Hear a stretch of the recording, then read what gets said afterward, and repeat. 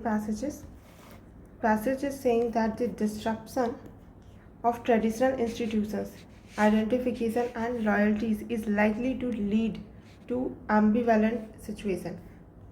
क्या बोल रहा है कि जो डिस्ट्रप्शन है ट्रेडिशनल इंस्टीट्यूशंस का, कि जो ट्रेडिशनल इंस्टीट्यूशन है जब वो डिस्ट्रप्ट हो जाएंगे, देन आइडेंटिफिकेशन एंड लॉयल्टीज है, ये लाइकली है कि लाइकली बोल रहा है, ज़रूरी नहीं है कि डेफिनेटली होगा, likely to lead to ambivalent situation को लीड करेगा. It is possible that some people, ये पॉसिबल है कि कुछ पीपल है may renew their identification with traditional groups, कि कुछ लोग अपना जो आइडेंटिफिकेशन है ट्रेडिशनल ग्रुप से आइडेंटिफाई करेंगे, मतलब रीन्यू करेंगे अपना identification, whereas others align themselves with new groups, और वहीं पे कुछ लोग हैं अपने आप को अलाइन करने लगेंगे नए ग्रुप्स के साथ. And symbols emerged from processes of political development, और खुद को वो नए ग्रुप के साथ असाइन करने लगेंगे, मतलब अलाइन करने लगेंगे. एंड सिंबल है वो इमर्ज होगा from the process of political development. In addition, political development tends to foster group awareness of a variety of class. इसके साथ ही जो पॉलिटिकल डेवलपमेंट है वो उसकी टेंडेंसी क्या होती है, फॉस्टर करना group awareness of a variety of class, tribe, region, clan, language, religion, occupation and others. Okay, देखते हैं क्वेश्चन में क्या हो रहा है. Which one of the following is the best explanation of the above passage का best explanation कौन सा बोल रहा है, तो कौन सा बेस्ट एक्सप्लेनेशन है. फर्स्ट ऑप्शन बोल रहा है political development is not a unilinear process for it involves both growth and decay. ऐसा कुछ तो पैसेज का लाइन नहीं लग रहा था कि पॉलिटिकल डेवलपमेंट है वो यूनिलीनियर प्रोसेस नहीं बल्कि मल्टीलीनियर ऐसा कुछ है. होल्ड में रखते हैं. Traditional society succeed in resisting positive aspect of political development. जो ट्रेडिशनल सोसाइटीज़ है वो सक्सीड हो गई है रजिस्ट करने में जो पॉजिटिव एस्पेक्ट है पॉलिटिकल डेवलपमेंट का. Then C it is impossible for traditional societies to break away from the lingering loyalties, ये तो नहीं ही है answer. Then D sustenance of traditional loyalties is conducive to political development. तो जो sustenance है ट्रेडिशनल लॉयल्टीज़ का वो कंड्यूसिव है बोल रहा है पॉलिटिकल डेवलपमेंट के लिए. तो अब एलिमिनेट करना चालू करते हैं तीनों में से. बोल रहे हैं सबसे पहले ये सेकंड वाला देखते हैं. ट्रेडिशनल सोसाइटीज़ है वो सक्सीड हो गई है रजिस्ट करने में positive aspect of political development. But ऐसा तो कुछ नहीं बोला कि ट्रेडिशनल सोसाइटीज़, ऊपर से ट्रेडिशनल सोसाइटीज़ की तो बात नहीं चल रही थी, ट्रेडिशनल इंस्टीट्यूशंस ऐसा कुछ बोल रहा था, और ये रजिस्ट करी है और वो भी पॉजिटिव एस्पेक्ट को पॉलिटिकल डेवलपमेंट के, ऐसा तो नहीं है. देन डी देखते हैं. ए क्या बोल रहा है, political development is not a unilinear process नहीं है, for it involves both growth and decay. तो इसमें तो ऐसा कुछ वर्ड है नहीं जो मतलब एक्सट्रीम हो या फिर एकदम नेगेटिव सेंस में जाए. ये देख लेते हैं. सस्टेनेंस ऑफ ट्रेडिशनल लॉयल्टीज़ वो कंड्यूसिव है, अगर ट्रेडिशनल लॉयल्टीज़ होगी तो कंड्यूसिव होगी पॉलिटिकल डेवलपमेंट के लिए, ये भी नहीं है, यही होगा फिर. तो political development is not a unilinear process for it involves both growth and decay. Next passage. There has been a significant trend world wide. Significant trend देखने को मिला world wide towards regionalism in government. किसकी तरफ, government की तरफ. Resulting in a wide spread transfer of powers towards downwards. Okay, तो there has been significant trend world wide toward regionalism in government. तो government में क्या हो रहा है, रीजनलिज्म की तरफ वर्ल्ड वाइड एक सिग्निफिकेंट ट्रेंड देखने को मिल रहा है जो कि रिजल्ट कर रहा है एक wide spread transfer of power downwards towards regions. और ज़्यादातर इसमें क्या हो रहा है, पावर ट्रांसफ़र डाउनवर्ड की तरफ जा रहा है, मतलब कि रीजन की तरफ जा रहा है. And communities since 1990s. Okay, this process which involves the creation of a new political entities and bodies at a सब नेशनल लेवल. और ये जो यहाँ पर क्या इन्वॉल्वमेंट हो रहा है इस प्रोसेस में, ये जो रीजनलिज्म का प्रोसेस है इसमें क्या इन्वॉल्वमेंट हो रहा है कि क्रिएट हो रही है एक नई पॉलिटिकल एंटिटी एंड बॉडीज़, कहाँ पर, सब नेशनल लेवल पे. And and increase in their content, और उसके कंटेंट में भी इंक्रीज हो रहा है. And powers is done as devolution, जिसको हम डिवोल्यूशन के नाम से जानते हैं. Devolution has been characterised as being made up of 3 factors. और जो डिवोल्यूशन है उसको हम इसको कैरेक्टराइज कर सकते हैं मेड अप ऑफ 3 फैक्टर से. एक तो पॉलिटिकल लेजिटिमेसी, दूसरा डिसेंट्रलाइजेशन ऑफ अथॉरिटी, एंड तीसरा डिसेंट्रलाइजेशन ऑफ द रिसोर्सेज। क्या क्या फैक्टर बताया? पॉलिटिकल लेजिटिमेसी होनी चाहिए, then decentralisation of authority, then decentralisation of resources. Political legitimacy here means a mass demand from below for the decentralization process। तो जो political legitimacy है, जो फर्स्ट फैक्टर इसने बताया, यहाँ पर इसका मतलब क्या है? मास डिमांड फ्रॉम बिलो, कि लोअर लेवल से ही डिमांड आनी चाहिए for the decentralisation process which is able to create a political force for it to take place. और तब जाके एक पॉलिटिकल फोर्स क्रिएट होना चाहिए, मतलब डिमांड आनी चाहिए नीचे से ही, बिलो से ही आनी चाहिए। डिसेंट्रलाइजेशन प्रोसेस की डिमांड मास डिमांड होनी चाहिए, तब जाके एक पॉलिटिकल फोर्स इसके लिए होगा जो इसको इनेबल करेगा। ठीक है। In many cases decentralisation is initiated by the upper tier of the government, लेकिन रियलिटी में ऐसा होता नहीं है। मैनी केसेस में जो डिसेंट्रलाइजेशन है वो इनिशिएट किया जाता है upper tier of the government without sufficient political mobilisation for it at the grass root level. तो ग्रास रूट लेवल पे उतना ज़्यादा मोबिलाइजेशन तो हुआ नहीं था, and in such cases the decentralisation process often does not fulfil its objective. तो ऐसे केसेस में ऑफन क्या देखने को मिलता है कि जो डिसेंट्रलाइजेशन प्रोसेस है वो अपने ऑब्जेक्टिव्स हैं उनको फुलफिल नहीं कर पाता, क्योंकि उसकी डिमांड ग्रास रूट लेवल से ना आकर जो अपर टीयर ऑफ द गवर्नमेंट है वहाँ से आई है। Okay, which among the following is the most logical, rational and critical inference that can be made from the above passage. तो कौन सा हम logical, rational and critical inference निकाल सकते हैं पैसेज से? फर्स्ट ऑप्शन क्या बोल रहा है? Emergence of powerful mass leaders is essential. Powerful mass leader essential है बोल रहे to create subnational political entities and thus ensure successful devolution and decentralisation. तो ये बात तो सही नहीं है, ऐसा तो नहीं बोला कि इमरजेंस पॉलिटिकल मास लीडर के बारे में कि ऐसा होगा। Second, the upper tier of the government should impose devolution and decentralisation on the regional communities by law और अदरवाइज। बट पैसेज में तो ये तो नेगेटिव लाइट में दिखा रहा था कि अपर टीयर है गवर्नमेंट का, उसके थ्रू डिवोल्यूशन आया, तो ऐसा नहीं होना चाहिए था, बल्कि ग्रास रूट लेवल से आना चाहिए। तो ये भी गलत है। Devolution to be successful requires a democracy in which there is a free expression of the will of the people at the lower level and their active participation at the grassroots level। ये थोड़ा सही लग रहा है। D क्या बोल रहा है? For devolution to take place a strong feeling of regionalism in the masses is essential, कि डिवोल्यूशन होने के लिए स्ट्रॉन्ग फीलिंग ऑफ रीजनलिज्म की ज़रूरत है, तब ही हो पाएगा, ऐसा बोल रहा है। पर ऐसा तो कुछ नहीं बताया पैसेज में कि एकदम मतलब स्ट्रॉन्ग फीलिंग अगर डिवोल्यूशन टू टेक प्लेस, और ऐसा ये बोल रहा है कि डिवोल्यूशन अगर होगा तभी होगा जब क्या होगा? स्ट्रॉन्ग फीलिंग रीजनलिज्म की होगी मासेस में, तभी होगा बोल रहा है। तो ये तो नहीं है, ऐसा तो कॉज एंड इफेक्ट कुछ बताया नहीं पैसेज में हमको कि ये होगा तभी होगा, है ना। तो C will be the correct answer. Devolution to be successful requires क्या होती है, क्या रिक्वायरमेंट होती है? डेमोक्रेसी की, इन विच फ्री एक्सप्रेशन है लोगों का वो हो एट द लोअर लेवल पे, एंड उनका एक्टिव पार्टिसिपेशन भी हो ग्रास रूट लेवल पे। ठीक, next passage. we live in digital times. The digital is not just something we use strategically and specifically to do a few tasks। तो हम digital time में रहते हैं। डिजिटल का मतलब ये नहीं है सिर्फ कि हम यूज़ करें स्ट्रैटेजिकली एंड स्पेसिफिकली कुछ टास्क को करने के लिए। our very perception of who we are, how we connect to the world around us, and the way in which we define our domains of life, labor and language are hugely structured by the digital technologies। हम कौन हैं और हम कैसे connect करते हैं अपने आसपास के वर्ल्ड से, एंड किस तरीके से हम डिफाइन करते हैं अपने ही डोमेन, क्या का डोमेन? लाइफ का डोमेन, लेबर का एंड लैंग्वेज का, वो ह्यूजली स्ट्रक्चर्ड है बाय द डिजिटल टेक्नोलॉजी से। The digital is everywhere and like air invisible.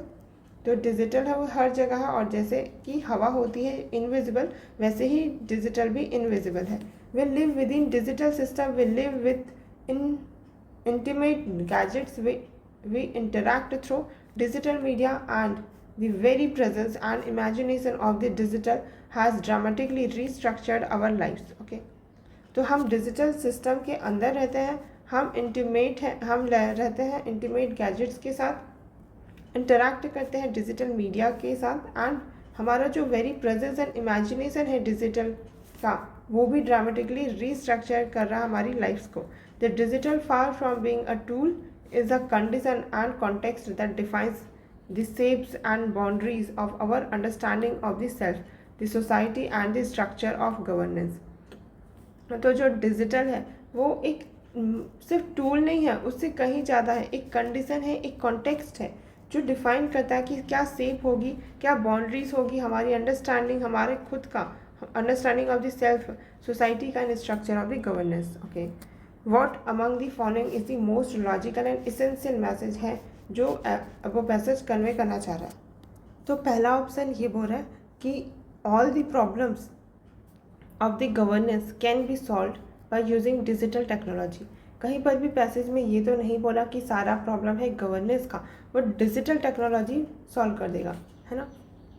तो ये तो नहीं हो सकता एसेंशियल मैसेज पैसेज का. Second, speaking of the digital technologies is speaking of our life and living. तो ये बोल भी सकते हैं कि डिजिटल टेक्नोलॉजीज़ के बारे में बात करना लाइफ एंड लिविंग की, क्योंकि पैसेज ऑल अबाउट इसी के अराउंड रिवॉल्व हो रहा था कि कैसे लाइफ एंड लिविंग चल रही है. पर देख लेते हैं कोई बेटर ऑप्शन तो नहीं है. Our creativity and imagination can not be expressed without digital media. तो ये तो गलत है. डिजिटल मीडिया के पहले भी तो हमारी क्रिएटिविटी एंड इमेजिनेशन को हम एक्सप्रेस कर पा रहे थे ना. Then D, use of digital system is imperative for the existence of the mankind in future. Future में मैनकाइंड के एग्जिस्टेंस के लिए डिजिटल सिस्टम इम्पेरेटिव हो जाएगा. ये भी गलत, तो यही सही हो जाएगा. Then next passage, the IMF has pointed out that the fast-growing economies of Asia face the risk of falling into middle income trap. IMF है, उसने ये बताया, ये चीज़ पॉइंट आउट की कि जो फास्ट ग्रोइंग इकोनॉमीज़ है एशिया की, वो फेस करेंगी risk of Fehling into middle income trap में फंस जाएंगी. मतलब रिस्क है फॉल होने का. It means that average income in these countries. अब ये मिडिल इनकम ट्रैप के बारे में बता रहा है कि क्या होता है. इसका मतलब कि जो एवरेज इनकम है इन कंट्रीज़ का, which till now have been growing rapidly, जो कि अभी रैपिडली ग्रो हो रहा है, will stop growing beyond a point. एक पॉइंट के बाद वो ग्रो होना बंद हो जाएगा. क्या? एवरेज इनकम इन कंट्रीज़ का. A point that is well sort of incomes in the developed west. और ये वही पॉइंट है जो वेल सॉर्ट है, मतलब कि बहुत कम है उन इनकम से जो डेवलप्ड वेस्ट है उनसे. The IMF identifies a number of causes of middle income trap. और IMF ने आइडेंटिफाई किया बहुत सारे कॉजेज कि क्यों मिडिल इनकम ट्रैप में वो फंस जाएंगी. None of which is surprising. कुछ भी सरप्राइजिंग नहीं है. From infrastructure to weak institution to less than favourable macro economic condition. But the broad overall cause says IMF is a collapse in the growth of productivity. और सबसे बड़ा जो cause होगा, overall cause होगा, वो IMF ने बताया कि क्यों होगा. Collapse of productivity, collapse in the growth of productivity में कोलैप्स होने के कारण होगा. ठीक है. Which among the following is the most logical, rational and critical inference that can be made from the above passage. First, once a country reach middle income stage, it runs the risk of falling productivity which leads to stagnant incomes. तो एक बार जब country पहुंच जाती है middle income stage में, तो उसके बाद फिर रिस्क हो जाता है फॉल होने का प्रोडक्टिविटी का, जो कि लीड करेगा स्टैग्नेंट इनकम. तो सुनने में तो सही लग रहा है, सही कुछ पैसेज भी बोल रहा था. सेकंड देख लेते हैं. Falling into middle income trap एक जनरल कैरेक्टरिस्टिक है फास्ट ग्रोइंग इकोनॉमीज. ऐसा जनरलाइज तो नहीं बोला कि जितने भी फास्ट ग्रोइंग इकोनॉमीज हैं उनके साथ यही होगा, है ना.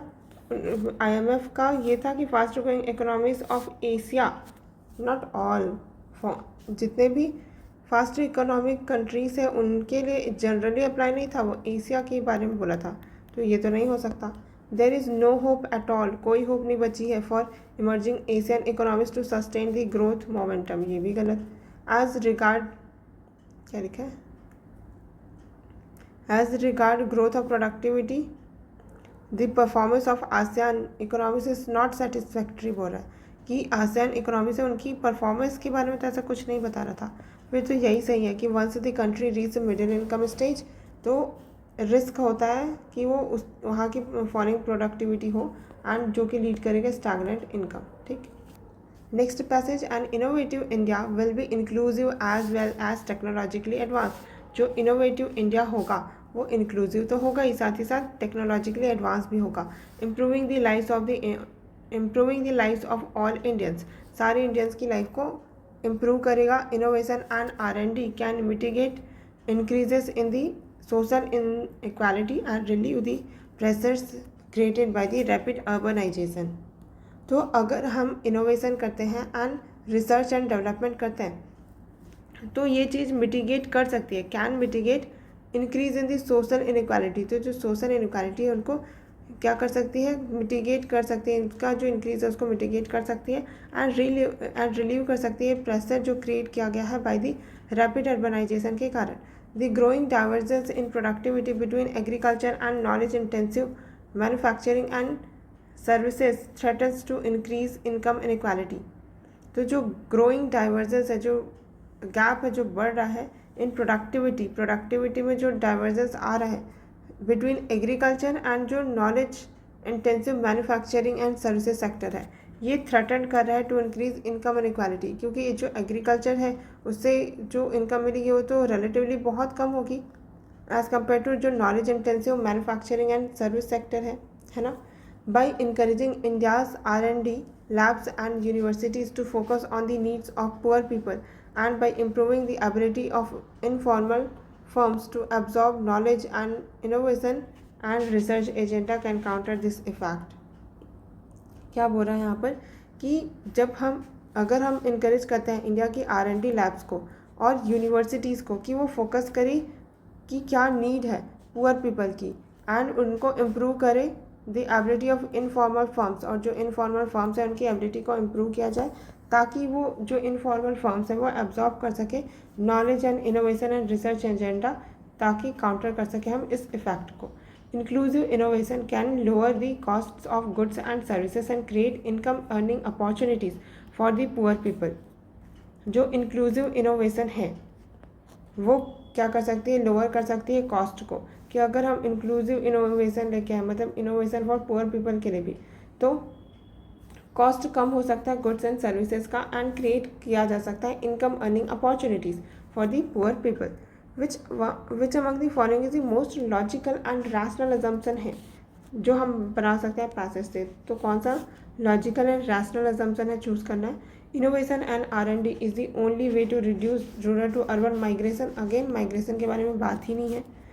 Every rapidly growing country needs to minimise, जितने भी रैपिडली ग्रो कर रहे हैं कंट्री उनको मिनिमाइज करना है divergence between productivity in agriculture and other sector. Every rapidly growing country, ऐसा तो कुछ नहीं बोल रहा था कि जितने भी रैपिडली कंट्री है, ये बता रहा था कि डाइवर्जेंस हो रहा है, रिड्यूस करना है, ऐसा कुछ तो नहीं बोला था पैसेज ने। Inclusive innovation and R&D can help create an egalitarian society. हाँ, ये बात तो सही है कि इंक्लूसिव इनोवेशन होगा R&D में तो हेल्प कर सकता है इक्वालिटेरियन सोसाइटी बनाने में, यही तो पैसेज भी बता रहा था। देन D क्या बोल रहा है, रैपिड अर्बनाइजेशन है takes place only when the country's economic growth is rapid. जब कंट्री की इकोनॉमिक ग्रोथ रैपिड होगी तभी रैपिड अर्बनाइजेशन होगा, उससे क्या भाई। तो C will be the correct answer.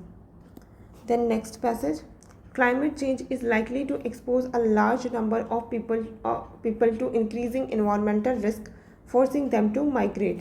जो क्लाइमेट चेंज है वो लाइकली है कि वो एक्सपोज करेगा लार्ज नंबर ऑफ पीपल को इंक्रीजिंग एनवायरमेंटल रिस्क से, और जिसके कारण वो फोर्स हो जाएंगे माइग्रेट करने के लिए। The international community is yet to recognise this new category of migrants. अब जो इंटरनेशनल कम्युनिटी है अभी तक उसने इस नई कैटेगरी ऑफ माइग्रेंट को रिकॉग्नाइज करने का कोई तरीका बना के नहीं रखा है। There is no consensus on the definition and status of the climate refugee. कोई कंसेंसस नहीं है इस बात पे कि क्या हम कैसे डिफाइन करेंगे और क्या स्टेटस होगा क्लाइमेट रिफ्यूजी का, owing to the distinct meaning the term refugee carry under international law. क्योंकि ये जो रिफ्यूजी होंगे ये तो इन्वायरमेंटल कॉजेज़ के कारण रिफ्यूजी है ना, तो इनका डिस्टिंक्ट मीनिंग होना चाहिए टर्म रिफ्यूजी से, carry the international law. There are still gaps in the understanding how climate change will work as the root cause of migration. और अभी भी इस बात में तो गैप है अंडरस्टैंडिंग में कि कैसे क्लाइमेट चेंज है वो वर्क करेगा as a root cause migration का। Even if there is a recognition of climate refugee, भले ही अभी भी रिकॉग्निशन ऑफ क्लाइमेट रिफ्यूजी है, there is a recognition of climate refugee who is going to provide protection. तो even if there is, अच्छा अगर हमारे पास क्लाइमेट रिफ्यूजी को रिकॉग्नाइज करने का कोई मैकेनिज्म आ भी जाता है, तो who is going to provide protection, फिर कौन होगा जो प्रोटेक्शन प्रोवाइड करेगा इनको? More emphasis has been given to the international migration due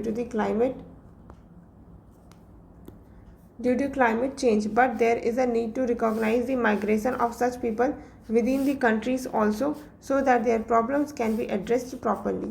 तो चलो अगर हम एक बात को ये कर ले कि हम रिकॉग्नाइज कर ले क्लाइमेट रिफ्यूजी को, बट उसके बाद उनको प्रोटेक्शन कौन देगा? और ज़्यादा इम्फेसिस तो इस बात पर दिया जा रहा है, given to international migration due to climate change के कारण जो इंटरनेशनल माइग्रेशन हो रहा है, मतलब कंट्री ही आप चेंज कर दे रहे हो, but there is need to recognise the migration of such people. लेकिन हमको अभी नीड क्या है? रिकॉग्नाइज करने की माइग्रेशन को of such people with in the countries, कि कंट्री के अंदर माइग्रेशन हो रहा है उसको पहले रिकॉग्नाइज करो। Also so that their problems can be addressed properly, ताकि उनके प्रॉब्लम्स को एड्रेस किया जा सके properly. Which one of the following is the most rational inference from the above passage? First, the world will not be able to cope with large scale migration of climate refugee. बोल रहा है कि world है वो able ही नहीं है कोप up करने में large scale migration and climate refugee, तो ये तो नहीं हो सकता। We must find the ways and means to stop further climate change. तो ये तो ठीक है कि हमको क्लाइमेट चेंज को रोकने के लिए वेज एंड मीन्स ढूंढने होंगे, लेकिन व्हाट अबाउट कि कुछ ना कुछ तो होगा ही ना, एक भी इवेंट ना हो इन्वायरमेंटल कैटास्ट्रॉफी का, ये तो नहीं बोल सकते। तो कोई ना कोई मैकेनिज्म रिफ्यूजी के लिए हमको निकाल के लेके आना पड़ेगा। Climate change will be the most important reason for the migration of the people in the future. Climate change he most important reason होगा माइग्रेशन का, ये नहीं बोल सकते, अदर रीज़न के भी तो हो सकते हैं। Relation between climate change and migration is not yet fully understood. यही तो बोल रहा था पैसेज की, हमको अभी असल में पता है नहीं कि कैसे माइग्रेशन लीड कर रहा है। तो D will be our answer. ठीक है, बी क्यों गलत है? क्योंकि ये इसलिए ये बोल रहा है कि हमको वेज एंड मीन्स चाहिए होंगे क्लाइमेट चेंज को स्टॉप करने के लिए फर्दर, लेकिन उससे होगा उतना ज़्यादा बेनिफिट नहीं, क्योंकि हमको जो क्लाइमेट रिफ्यूजी है, इन्वायरमेंटल रिफ्यूजी है, उनके लिए अबाउट में है ना, उसके बारे में पैसेज, सिर्फ क्लाइमेट चेंज का पैसेज थोड़ी नहीं जिसके लिए ये आंसर हो जाएगा, है ना। तो देखते हैं फिर next passage. Many farmers use synthetic pesticides to kill infesting insects. बहुत सारे फार्मर्स क्या करते हैं? सिंथेटिक पेस्टिसाइड्स यूज़ करते हैं किल करने के लिए जो भी इन्फेस्टिंग इंसेक्ट्स हैं उनको। The consumption of pesticides in some of the developed countries is touching 3000 gram per hectare. तो कुछ कंट्रीज है जहाँ पे पेस्टिसाइड का कंजम्पशन है, ये सम ऑफ डेवलप्ड कंट्रीज की बात चल रही है, जहाँ पर 3000 ग्राम पर हेक्टेयर यूज़ किया जा रहा है synthetic pesticides. Unfortunately there are reports that these compounds poses inherent toxicities that endangers the health of the farm operators। और अनफॉर्चुनेटली ये रिपोर्ट सामने आ रही है कि इन कंपाउंड में इतनी ज़्यादा टॉक्सिसिटीज़ है जो कि डेंजर कर रहा है हेल्थ किसका? जो फार्म ऑपरेटर है उनका, कंज्यूमर है उनका, एंड साथ ही साथ environment. Synthetic pesticides are generally persistent in environment, क्योंकि जो सिंथेटिक पेस्टिसाइड होते हैं वो जनरली क्या होता है? परसिस्टेंट रहते हैं, इन्वायरमेंट में लंबे समय तक रहता है। Entering in the food chain they destroy the microbial diversity and cause ecological imbalance. और जैसे ये फूड चेन में इंटर करते हैं, डिस्ट्रॉय कर देते हैं जो भी माइक्रोबियल डाइवर्सिटी है उनको, और कॉज करते हैं ecological imbalance. Their indiscriminate use has resulted in development of the resistance among insects to insecticides. और क्योंकि इनका इनडिस्क्रिमिनेट यूज़ किया जा रहा है, कुछ फार्मर्स के पास एक्सेस है, कुछ के पास नहीं है, इसके कारण क्या रिजल्ट हो रहा है कि जो इंसेक्ट्स है वो रेजिस्टेंट हो जा रहे हैं इंसेक्टिसाइड से। Upsetting of balance in nature and resurgence of treated populations. और अपसेट कर रहा है of balance in nature and resurgence of treated population. Natural pest control using the botanical pesticide is safer to the user and the environment. जो natural pest control है जो use किया जाता है बोटानिकल पेस्टिसाइड में, वो सेफ़ है user के लिए भी एंड एनवायरनमेंट के लिए भी। क्यों? Because they break down into harmless compounds में वो ब्रेक डाउन होता है विद इन आवर्स में और days in the presence of the sunlight. Plants with pesticided properties have been in nature for millions of years without any ill or adverse effect on the ecosystem. और कुछ plant ऐसे हैं जिनमें पेस्टिसाइडेड properties है जो nature में कई millions of years में से रह रहे हैं, मतलब है अर्थ में, नेचर में, बिना किसी इल या फिर एडवर्स इफेक्ट के on the ecosystem. They are easily decomposed by the many microbes common in the most soils, और वो ईजिली क्या हो जाते हैं, डिकम्पोज भी हो जाते हैं माइक्रोब्स के द्वारा। They help in the maintenance of the biological diversity, और बायोलॉजिकल डाइवर्सिटी मेंटेन करने में भी ये इनका क्या होता है, रोल होता है। Biological diversity of predators and reduction of the environmental contamination में भी ये रिड्यूस करने में हेल्प करता है। Human health hazards, botanical pesticides formulated from plants are biodegradable and their use in crop protection is a practical sustainable alternative. तो ये बता रहा है कि कैसे जो हेल्प करते हैं maintenance of the biological diversity में भी, प्रेडेटर्स के, एंड रिडक्शन होगा इन्वायरमेंटल कंटामिनेशन का भी, ह्यूमन हेल्थ हजार्ड्स भी कम होंगे। बॉटनिकल जो पेस्टिसाइड होता है जो फॉर्मुलेटेड है फ्रॉम कहाँ से, प्लांट्स आर बायोडिग्रेडेबल, ये सब अब बोटानिकल पेस्टिसाइड है ये बायोडिग्रेडेबल है, एंड इनका जो यूज़ है क्रॉप को प्रोटेक्ट करने के लिए वो एक प्रैक्टिकल सस्टेनेबल ऑल्टरनेटिव भी है। ओके, तो बोल रहा है कि on the basis of the above passage क्या अज्यूम कर सकते हैं, synthetic pesticides should never be used in modern agriculture में कभी भी यूज़ नहीं करना चाहिए, नहीं, over use is the issue ना। Then one of the aims of the sustainable agriculture is to ensure minimal ecological imbalance. तो वन ऑफ एम है सस्टेनेबल एग्रीकल्चर का कि हम इंश्योर करें मिनिमल इकोलॉजिकल इम्बैलेंस, ये बात तो सही है। Then third, botanical pesticides are more effective as compare to synthetic pesticide. Again passage में कोई कंपैरिजन नहीं दिया कि ये ज़्यादा इफेक्टिव है, ये कम इफेक्टिव है, ये इफेक्टिव है ये बोला कि, बट कौन ज़्यादा इफेक्टिव ये नहीं बोला, तो second only will be the correct answer. Then इसी में नेक्स्ट क्वेश्चन है, which one of the following statement are correct regarding the biopesticides, they are not hazardous to human health. Biopesticide है, बायोपेस्टिसाइड ये hazardous नहीं है, बोल रहा है ह्यूमन हेल्थ को। बायोपेस्टिसाइड के बारे में देख रहे थे, formulated plants and are biodegradable and their use it, okay, predators again,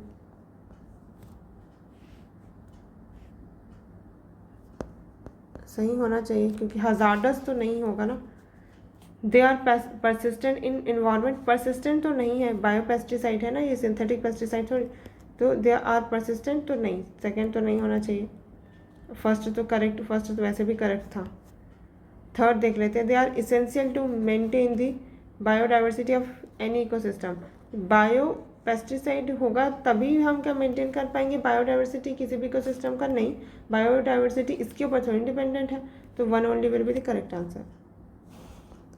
then next passage, कितने पैसेजेस है इसमें, 4 5 6 या 6 है।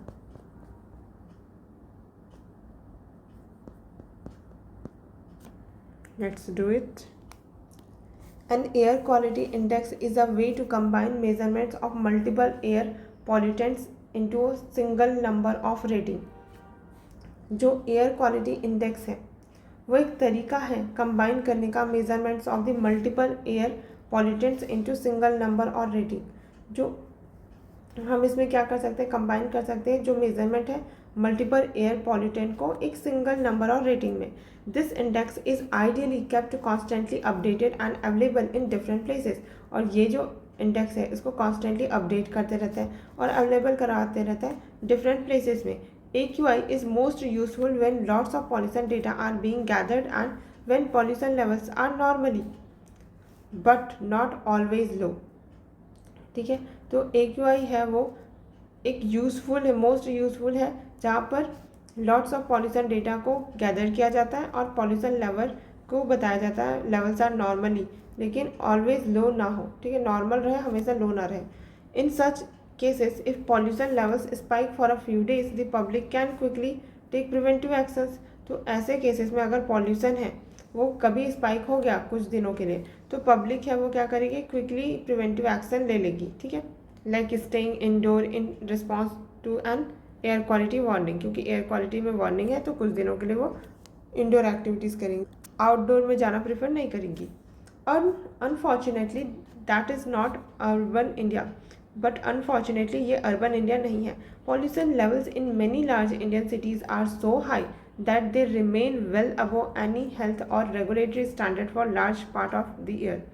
तो अनफॉर्चुनेटली अर्बन इंडिया के केस में ऐसा नहीं होता. क्यों ऐसा नहीं है? क्योंकि यूजुअली ही इंडियन सिटीज़ है वहाँ पर एयर क्वालिटी इंडेक्स इतना हाई रहता है, रिमेन वेल अबव दी एनी हेल्थ और रेगुलेटरी स्टैंडर्ड. तो कोई भी हेल्थ एंड रेगुलेटरी स्टैंडर्ड्स है उससे ज़्यादा ही रहता है large part of the year. तो साल के 365 दिन में अगर 360 दिन भी अगर हमेशा हाई है तो हम सब घर के अंदर तो बैठ के नहीं रह सकते. तो if our index stage in the red or dangerous region day after day, हर दिन रेड सिग्नल देगा AQI, तो there is not much anyone can do other than getting use to ignoring it. तो कोई individual इसमें क्या ही कर सकता है, तो बेटर है कि इग्नोर ही करेगा. Which among the following is the most logical and rational inference that can be made from the above passage? Our governments are not responsible enough to keep our cities pollution free. हमारी government responsible नहीं है, बोल रहा है कि हमारी cities pollution free हो. ये तो गलत है. There is absolutely no need for air quality indices in our country. हमको नीड ही नहीं है बोला, क्योंकि सारे तो पॉल्यूटेड है. ऐसे थोड़ी ना आंसर होगा. Air quality index is not helpful to the residents of many of our large cities. जो AQI है वो उतनी हेल्पफुल नहीं है. हाँ, यही तो बोल रहे हैं ना कि हमेशा ही हाई रहेगा तो क्या ही कर सकते हैं रेसिडेंट, हमेशा इंडोर तो नहीं रह सकते ना. तो ये हो जाएगा सही answer. In every city public awareness about pollution problem should increase. Awareness से क्या ही होगा, पता भी चल जाएगा तो हमेशा ही तो वो हाई लेवल पे रहता है, तो घर के अंदर हमेशा तो नहीं बैठ के रह सकते. Next passage, productive jobs are vital for growth and good job is best form of inclusion. जो प्रोडक्टिव जॉब है वो वाइटल है ग्रोथ के लिए, एंड गुड जॉब है वो best form of inclusion. More than half of our population depends on agriculture. Agriculture में half से ज़्यादा हमारी पॉपुलेशन एग्रीकल्चर के ऊपर डिपेंडेंट है. But the experience of other countries suggest that the number of people dependent on agriculture will have to shrink if the per capita income in agriculture are to go up. तो ये बोल रहा है कि number of people जो dependent है agriculture पे वो श्रिंक होगा अगर पर कैपिटा इनकम एग्रीकल्चर में वो ऊपर जाए सब्सटेंशियली. ठीक है, ज़्यादा इनकम होनी चाहिए एग्रीकल्चर से, तभी ऐसा होगा. While industries creating jobs, too many such jobs are low productivity non contractual jobs in the unorganised sector. तो भले ही जो इंडस्ट्रीज़ है वो क्रिएट कर रही है job, too many such jobs are, but बहुत सारे जॉब इनमें लो प्रोडक्टिविटी वाले हैं, नॉन कॉन्ट्रैक्चुअल वाले जॉब है in the unorganised sector offering low income. अब unorganised sector low productivity non contractual है तो इनकम कम होती है, लिटिल प्रोडक्शन होता है, कोई बेनिफिट नहीं मिलता है. Service jobs are relatively of the high productivity. Service jobs है वो हाई प्रोडक्टिव वाली जॉब होती है, बट एम्प्लॉयमेंट ग्रोथ है सर्विसेज में has been slow in recent days. तो एम्प्लॉयमेंट ग्रोथ तो इस सर्विसेज सेक्टर में रिसेंट डेज में तो हमको कम देखने को मिल रही है. Which among the following is the most logical and rational inference है that can be made from the above passage. We must create conditions for the faster growth और highly productive service jobs to ensure employment growth and inclusion. नहीं भाई, ऐसा तो कुछ नहीं बोला passage में कि हमको ऐसे कंडीशंस बनाने ही होंगे जिससे फास्टर ग्रोथ हो सके, हाईली प्रोडक्टिव सर्विस जॉब हो सके. बहुत ज़्यादा हाइपर बोला है इसमें. तो we must shift the farm workers to highly productive manufacturing. Service sector में शिफ्ट कर देना चाहिए, करना भी नहीं, मस्ट शिफ्ट करना ही चाहिए बोल रहा है. To ensure the economic growth and inclusion. नहीं भाई, we must create conditions for the faster growth of productive jobs outside the agriculture even while improving the productivity of the agriculture. यही तो सही है कि एग्रीकल्चर की प्रोडक्टिविटी को हम बढ़ाते हैं रहेंगे, साथ ही साथ इसके आउटसाइड भी फास्टर ग्रोथ के लिए हम क्या करेंगे, जॉब क्रिएट करेंगे एग्रीकल्चर में. मतलब productive condition for the faster growth of productive jobs के लिए कंडीशन करेंगे. तो C will be the correct answer. आगे देख लेते हैं, ये सही तो नहीं है कहीं. We must emphasise the cultivation of high yielding hybrid varieties को हमको उगाना होगा. Genetically modified crops increase the per capita income of the agriculture. नहीं भाई, GM crops high yielding hybrid ये सब कुछ बात नहीं होता, ऐसा कोई सॉल्यूशन पैसेज में नहीं दिया तो वो सही आंसर नहीं होगा. ठीक है, तो सी अपना आंसर आ गया. Next passage, A landscape scale approach to land use can encourage greater biodiversity outside protected area. तो जो लैंडस्केप स्केल अप्रोच है टू लैंड यूज़ वो क्या कर सकता है, इनकरेज कर सकता है greater biodiversity outside protected area. तो प्रोटेक्टेड एरिया के बाहर ज़्यादा बायोडाइवर्सिटी हमको देखने को मिल सकती है, इनकरेज करेगा लैंड स्केल अप्रोच अगर हम अपनाते हैं, लैंड यूज़ सही तरीके से करते हैं। तो during hurricane Mitch in 1998 farms using eco agricultural practices suffer 58%, 70% and 99% less damage in क्या लिखा है, होंडुरास, निकारागुआ एंड ग्वाटेमाला, ठीक है, रिस्पेक्टिवली। ओके, तो क्या वो देखने को मिला, जब हरिकेन मिच है वो आया तो जो फार्म यूज़ कर रहे थे इको एग्रीकल्चरल प्रैक्टिसेस, उन्होंने कितना सफ़र किया। एक ने तो ये जो निकारागुआ सॉरी सबसे पहले होंडुरास है तो 58%, और सेकेंड वाले निकारागुआ ने कितना 70% एंड ग्वाटेमाला ने 99% लेस डैमेज देखा। Okay, then farms using the conventional technique, तो कन्वेंशनल टेक्निक जो यूज़ करे थे उसके कंपैरिजन में जो इको एग्रीकल्चर प्रैक्टिसेस यूज़ करे थे उनको कम डैमेज देखने को मिला, ये बता रहा है। In Costa Rica vegetative wind breaks and fence rows boosted farmers income from pasture and coffee while also increasing bird diversity. तो जो कोस्टा रिका है वहाँ पर क्या देखने को मिला, जो वेजिटेटिव विंड ब्रेक थे और फेंस रो उन्होंने लगाया, तो इसके कारण जो फार्मर्स हैं उनका income from pasture and coffee with also while also increasing, उनकी बर्ड डाइवर्सिटी भी बढ़ गई। Bee pollination is more effective when agriculture fields are closer to natural और सेमी नेचुरल हैबिटेट, और जो बी है उसका पॉलिनेशन और ज़्यादा इफेक्टिव होता है जब एग्रीकल्चर फील्ड है वो एकदम natural and semi natural habitat के जैसा हो। और finding that matters because 87% of the world's 107 leading crops है वो डिपेंड करती हैं एनिमल पॉलिनेटर्स के ऊपर ही। In Costa Rica, Nicaragua, Colombia silvo pastoral system है वो जो कि इंटीग्रेट करता है। सिल्वो पास्टोरल मतलब कि क्या, इंटीग्रेट करेंगे ट्री को विद द पास्चर लैंड से are improving the sustainability of the cattle production का भी सस्टेनेबल हो जाएगा एंड डाइवर्सिफाई भी कर पाओगे एंड इंक्रीज करेगा ये फार्मर का इनकम। तो सिल्वो पास्टोरल के बारे में बताया। Which among the following is the most logical and rational inferences that can be made from the above passage? First, agriculture practices जो enhance करते हैं biodiversity can often increase farm output and reduce the vulnerability to disasters। हाँ, यही तो बता रहा था कि agriculture practices जो enhance करते हैं biodiversity को वो often इंक्रीज भी कर ले रहे हैं आउटपुट को, फार्म के आउटपुट को, और साथ ही साथ वल्नरेबिलिटीज भी डिजास्टर की रिड्यूस हो रही है। Second, all the countries of the world should be encourage to replace eco agriculture with the conventional agriculture. तो ऐसा सारे कंट्रीज के साथ कर पाना तो पॉसिबल नहीं है। Eco agriculture should be permitted in protected area में without destroying the biodiversity there. Protected area में करने का क्या जरूरत है। The yield of food crops will be very high, जो फूड क्रॉप का एंड होगा वो बहुत हाई होगा बोल रहा है अगर इको एग्रीकल्चर प्रैक्टिस है अडॉप्ट किया जाता है टू कल्टिवेट देम। ये भी नहीं, यील्ड बहुत ज़्यादा हाई होगा ऐसा तो नहीं बोला, तो A will be the right answer. Next passage, the medium term challenge for Indian manufacturing is to move from lower to higher tech sectors. जो मीडियम टर्म चैलेंज है किसके लिए, इंडियन मैन्युफैक्चरिंग के लिए, वो क्या है, लोअर से हायर टेक सेक्टर्स की तरफ मूव करना है। From lower to higher value added sectors and from lower to higher productivity sectors. तो ये मीडियम टर्म चैलेंज है। Medium tech industries are primarily capital intensive है। तो जितने भी मीडियम टेक्नोलॉजी इंडस्ट्रीज़ है वो क्या है, प्राइमरीली कैपिटल इंटेंसिव है, वहाँ पर कैपिटल की रिक्वायरमेंट ज़्यादा है एंड रिसोर्स प्रोसेसिंग है। तो रिसोर्स को प्रोसेस करना पड़ता है कहाँ पर, मीडियम टर्म इंडस्ट्रीज़ में।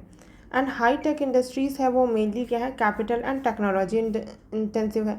इन order to push the share of manufacturing in overall GDP, अगर हमको पुश करना है क्या, capital and technology, in order to push share of manufacturing sector का शेयर जीडीपी में ज़्यादा हो, ये चीज़ हमको अगर पुश करनी है ओवरऑल जीडीपी में to the projected 25%, Indian manufacturing needs to capture the global market in sectors showing a rising trend in demand.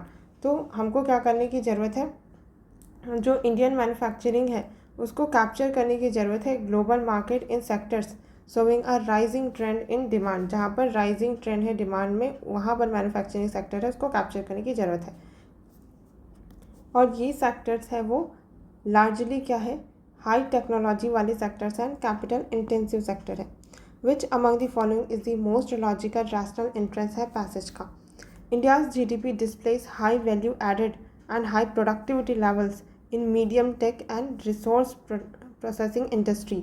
India की जीडीपी डिस्प्ले करती है high value added, high productivity level. ये तो नहीं है भाई, ऐसा तो कुछ नहीं बोला इंडिया की जीडीपी ये डिस्प्ले करती है।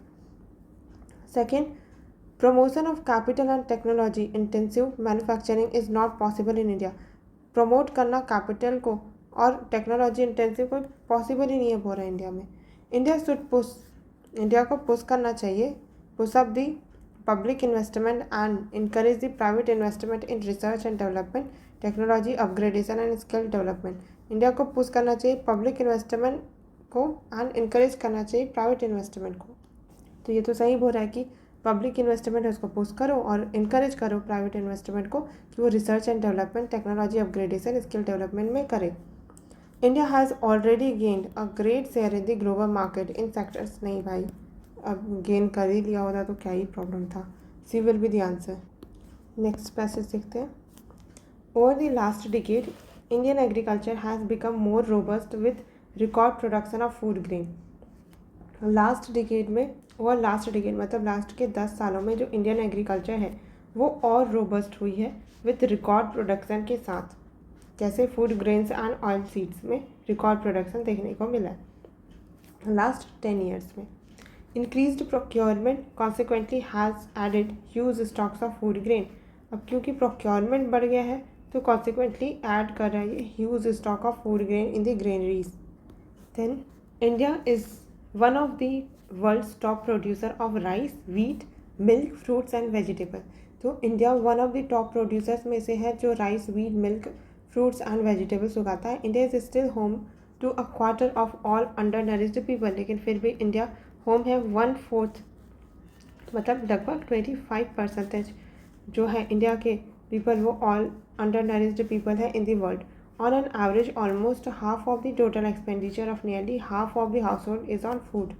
और बता रहा है कि कैसे इंडिया में on an average almost half of the total expenditure का वो तो फूड में ही चला जाता है।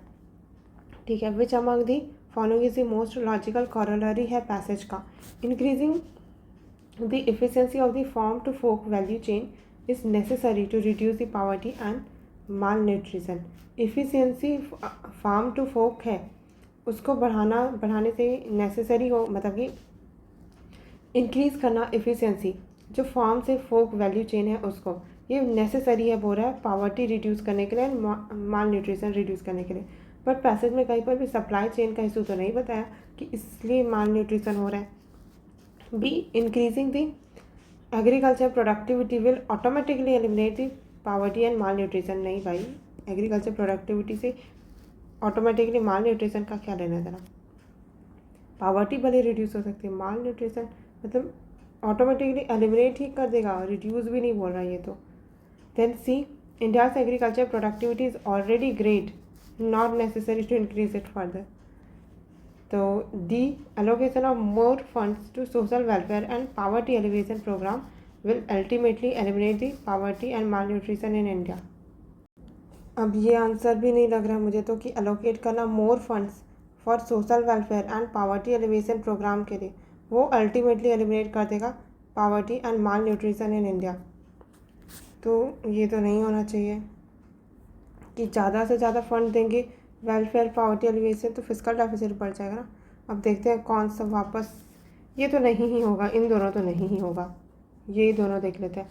Increasing the efficiency of the farm to fork value chain is necessary to reduce the poverty and, अब चलो यहाँ पे रिड्यूस बोला है ना तो ज़्यादा थोड़ा मिडिल पाथ में है, ये एक्सट्रीम में नहीं जा रहा है।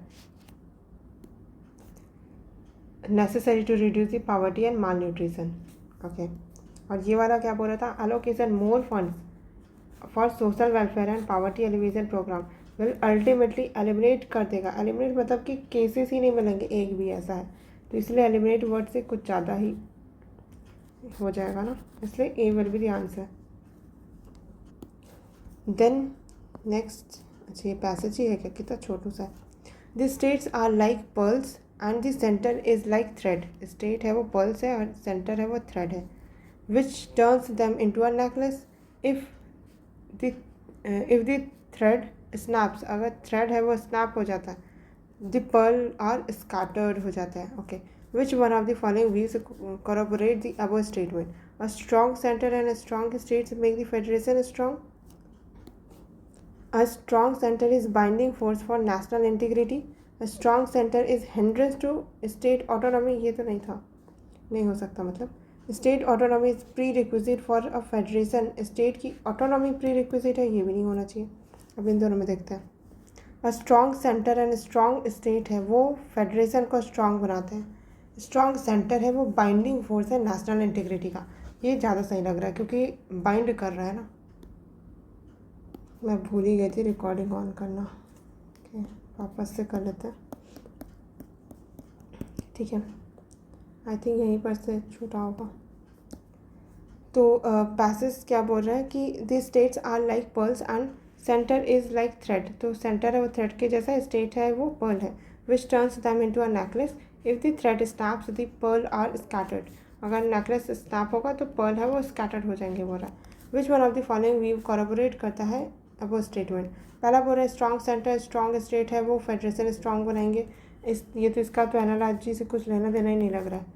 देन सेकेंड बोला कि strong centre is binding force for national integrity. यही तो थ्रेड है तो बाइंडिंग फोर्स था ना नेशनल इंटीग्रिटी के लिए, स्टेट को वो कंबाइन करके रख रहा था, तो यही होना चाहिए answer. C strong centre is hindrance to state autonomy. यहाँ पर हिंड्रेंस नहीं लग रहा था थ्रेड। देन डी क्या बोल रहा है कि स्टेट ऑटोनॉमी है वो ही प्री रिक्विजिट है किसी भी फेडरेशन के लिए, नहीं भाई। Then next passage, really I think that the poorest he that is in England has a life to live. मैं ये सच में ये सोचता हूँ कि जो पुअरेस्ट है वो जो इंग्लैंड में रह रहा है उसके पास लाइफ है जीने का एज द ग्रेटेस्ट, एकदम अपना ग्रेटेस्ट लाइफ जीने का ही। And therefore truly I think it is clear that every man that is to live under government ought first by his own consent to put himself under the government. तो इसलिए मैं ये सोचता हूँ, इस बात पे मैं क्लियर हूँ कि जिस भी मैन को गवर्नमेंट के अंदर रहना है तो उसको क्या होना चाहिए, पहले तो वो उसको खुद का कंसेंट ले कि वो सच में गवर्नमेंट के अंदर रहना चाह रहा है या नहीं। And I do think that the poorest man in England, और मैं ये भी सोचता हूँ कि जो पुअरेस्ट मैन है इंग्लैंड का वो और not at all bound in a strict sense में वो बाउंड नहीं है गवर्नमेंट के अंदर। That he has not had a voice to put himself under, कि वो अपनी वॉइस है वो उसके सामने ना रख सके। देन अब वो स्टेटमेंट क्या आर्ग्यू करना चाह रहा है, distribution of wealth equally to all. Wealth के बारे में तो कोई डिस्कशन ही नहीं है पैसेज में। Be rule according to the consent of the govern. हाँ, जिसको आप गवर्न कर रहे हो उसके अकॉर्डिंग गवर्न करो, ऐसा कुछ बोल रहा है पैसेज में। Rule of the poor, poor rule करेगा ऐसा तो नहीं बोला। Expropriation of the rich, rich का एक्सप्रोप्रिएशन, रिच पुअर की बात ही नहीं चल रही है, तो ये हो जाएगा अपना आंसर। इसके साथ 2018 भी, सॉरी 17 था ना, यस 2017 का ख़त्म। Next we will do 2016।